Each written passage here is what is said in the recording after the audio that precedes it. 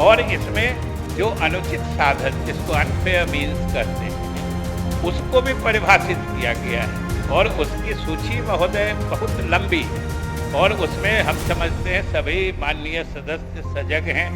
जो बिल की कॉपी दी गई है उसमें उसकी अनुसूची शामिल है कि ये कौन कौन से कृत्य जो अनुचित साधन माने जाएंगे, अनफेयर मीन्स माने जाएंगे। और महोदय इसमें अनेक तरह की जो अपराध हैं उसमें अनेक तरह की श्रेणियां भी हैं कि गड़बड़ी करने वालों की भी लगभग 3-4 श्रेणी मानी गई कि एक तो जो अनुसंधान इन्वेस्टिगेशन प्रॉपर ढंग से हो, इसलिए इसमें ये भी प्रावधान है कि इसका जो आईओ होगा, अनुसंधान पदाधिकारी जो होगा, वो न्यूनतम डीएसपी स्तर का अधिकारी होगा। सामान्य एसआई इसकी जांच नहीं करेंगे महोदय, इसका अनुसंधान नहीं करेंगे। इसलिए इसमें ये भी प्रावधान है कि डीएसपी स्तर के ही। नमस्कार, मैं हूं राज पाठक और आप देख रहे हैं बुलेट न्यूज टीवी। देखिए, अब बिहार में पेपर लीक करने का मामला जो है वो अब सीरियस हो गया है। अगर कोई इस घटना को अंजाम देता है, पेपर लीक जैसे मामलों में शामिल होता है, तो अब उन्हें कड़ी से कड़ी सजा मिलेगी। जी हां, आपको जानकारी है कि बिहार में मॉनसून सत्र चालू है और उसे लेकर के आज सरकार के द्वारा जो है एक बिल पास किया गया जिसमें पेपर लीक मामले में जो है वो संगीन अपराध उसे माना गया है और अब उसमें जो भी लोग शामिल होंगे उन पर एक्शन होगा। बिहार विधानसभा से एंटी पेपर लीक विधेयक पास हो गया है। राज्यपाल के हस्ताक्षर के बाद यह बिल राज्य में लागू हो जाएगा। इस बिल के मुताबिक अब पेपर लीक को सीरियस क्राइम माना जाएगा। विधानसभा से कानून पास होने के बाद पेपर लीक मामले के आरोपियों पर नॉन बेलेबल धाराएं लगाई जाएंगी। नए कानून में क्या कुछ है आज आपको बता दें। नए कानून में 3 साल से 10 साल की सजा और 10 लाख से 1 करोड़ तक का जुर्माना लगाने का प्रावधान है। ये नियम राज्य सरकार की तरफ से आयोजित होने वाली सभी परीक्षाओं में लागू होंगे। इसके अलावा जो भी संस्था पेपर लीक में शामिल होगी उसे 4 साल के लिए ब्लैक लिस्टेड किया जाएगा। इस बिल को मॉनसून सत्र के दूसरे दिन ही पेश होना था, लेकिन विपक्ष के हंगामे के कारण सरकार ने इसे अब पेश किया है। एंटी पेपर लीक विधेयक पर चर्चा के दौरान हालांकि विपक्ष ने जो है वो वॉकआउट कर दिया है, लेकिन यह तो तय है कि अब बिहार में पेपर लीक मामला संगीन अपराध है और इसमें शामिल लोग या इस तरीके से अपराध करने वाले लोगों पर अब जो है डीएसपी रैंक के अधिकारी इस मामले में जांच करेंगे और जांच में दोष पाए जाने के बाद 10 साल तक की सजा है, 1 करोड़ रुपए तक की जुर्माना है और जो संस्था अगर इसमें आती है नाम में तो फिर उसके 4 साल के लिए ब्लैक लिस्टेड कर जाएगा। क्या कुछ कह रहे हैं विजय चौधरी, एक बार उन्हें सुनिए।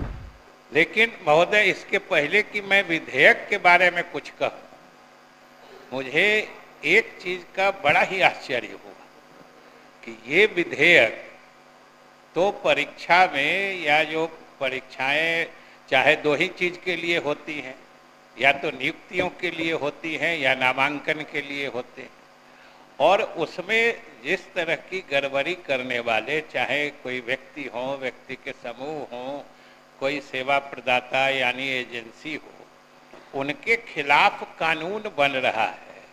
और गड़बड़ी करने वालों को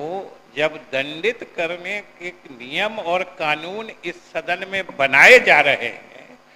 तो आखिर इस तरह का अपराध करने वाले को बचाने के लिए विपक्ष का ये रवैया कि इस कानून के बनने के समय वो सदन से बहिष्कार कर गए, लगता है कि इन अपराधियों को दंडित करने के लिए जो सरकार ने संकल्प लिया है उससे इन्हें परेशानी हो रही है और ये बिल्कुल ही उचित बात नहीं है महोदय। ऐसे महत्वपूर्ण विधेयक तो जमाने में लंबे समय के बाद कभी कभी ऐसे महत्वपूर्ण विधेयक आते हैं और इस विधेयक के समय ये लोग बाहर चले जाएं, महोदय ये बिहार की जनता जरूर देख रही होगी कि आखिर गड़बड़ करने वाले लोगों से इनका क्या रिश्ता है, क्यों इनको परेशानी हो गई जब ये कानून सदन में बन रहा है। तो ये महोदय बाहर चले गए। महोदय, आप भी अवगत हैं कि पिछले कुछ दिनों से लगातार जो पूरे देश में विभिन्न परीक्षाओं से संबंधित मामले उजागर हो रहे थे, चाहे नियुक्ति का मामला हो या नामांकन का मामला हो, अलग अलग जो नियुक्ति प्राधिकरण हैं उनके द्वारा जो परीक्षाएं आयोजित की जाती हैं उनमें जो गड़बड़ियों की शिकायतें आने लगी,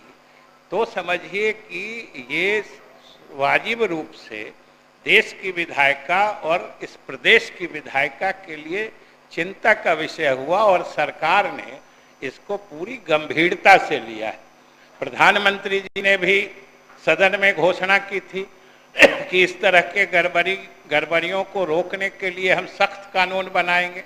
यहाँ भी मुख्यमंत्री जी ने इसकी घोषणा की थी कि हम लोग गड़बड़ी करने वालों के लिए सख्त कानून बनाएंगे। और महोदय, अभी इसी परिप्रेक्ष्य में जो एक से एक संवेदनशील मामला और सनसनीखेज मामला सामने आया है, नीट की परीक्षा में जो धांधली हुई है, बिहार में भी एक आध परीक्षाओं में गड़बड़ी की शिकायत मिली है, और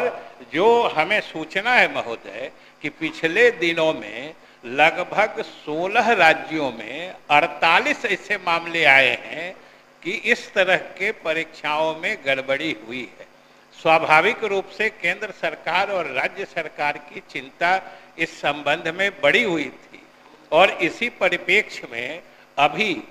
पिछले जून महीने में केंद्र सरकार ने एक कानून बनाया कि लोक परीक्षा अनुचित साधन निवारण अधिनियम केंद्र सरकार ने बनाया, और उसमें राज्य सरकारों से अपेक्षा की गई थी कि इसके आधार पर, चूंकि सभी परीक्षाएं केंद्र सरकार या केंद्रीय एजेंसियां ही नहीं करती हैं, बिहार के स्तर पर, राज्य के स्तर पर भी होता है, तो ये अपेक्षा की गई थी। और आज उसी परिप्रेक्ष्य में हम लोग ये बिहार लोक परीक्षा अनुचित साधन निवारण विधेयक हमने सदन में प्रस्तुत किया है। महोदय,